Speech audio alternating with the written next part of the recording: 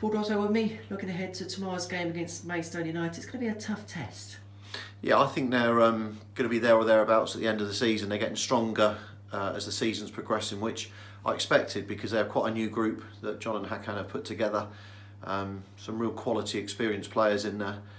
We've watched their last couple of games. I've been very impressed, certainly against Dulwich. I thought they were the better side and physically strong. They got some real pace in the side, and yeah, you can see where their improvement's coming from and why. Wednesday, Saturday's always very tough. There's a few players there in the treatment. Is everyone going to be okay for tomorrow?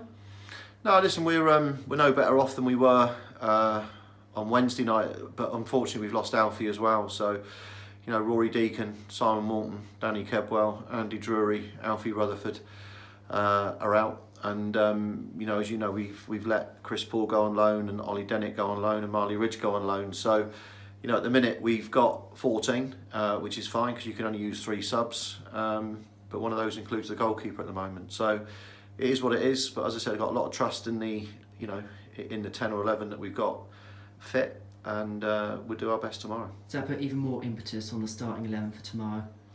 Yeah, I think so. Having said that, you know, as I said, we're a fit group, and you know, it's not every game that you have to make substitutions. Tactically, you'd like to be able to do it, but again, we just got to hope that we can avoid injuries again tomorrow, because it's beginning to hurt us a little bit now. Fitness levels of the lads that are fit, we spoke on Wednesday, didn't we, about the running stats and everything else, and Wednesday against Hungary, they're very impressive. So okay, it's a shorter turnover between Hungerford and Maidstone on tomorrow, but hopefully that'll be as good. Yeah, I mean, you know, but you've seen the players this morning. We're not really able to do a session this morning. Most of them in the physio room, even the ones that were fit from Wednesday. Incredible running stats that they put in on Wednesday, and you know, there is a lot of tiredness in the group. So hope they get a good night's sleep, nice and refreshed, and you know, we can put on an energetic performance tomorrow. Game 10 of the season already, but after this, I suppose, there's a little bit of a carrot dangle, because at least then we'll have those weeks in between games. Yeah, as I said, you know, what all the clubs in the National League in South and North have been asked to do is, you know, it's not right. I've got to be honest. I think that playing 10 games already in the season, a quarter of your season almost, is ridiculous. And I think, you know, the Football League and the National League have got to listen to us, because you've got Premier League players telling me they're tired after 4 or 5 games, and we're now into our 10th. So you've got to look after these players. A lot of them work as well, and you know, as I said, I think we're putting too much strain on the players at this present moment of time.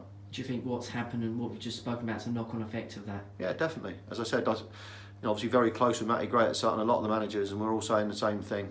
It's impossible, you know, for an athlete to play week in, week out to the levels that you'd like them to. And as managers, it's hard sometimes, because you know, I heard John's interview the other day, and you know, you're looking at some players' performances and wondering where the good ones and the bad ones have come from.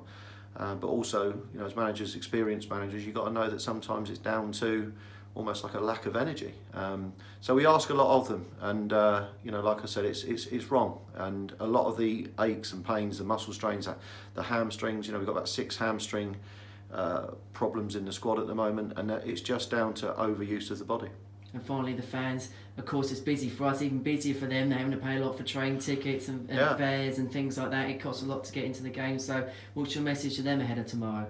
Well, they've been superb at home and away from home. We've got a fantastic travelling away support. There's a noisy band that come with us.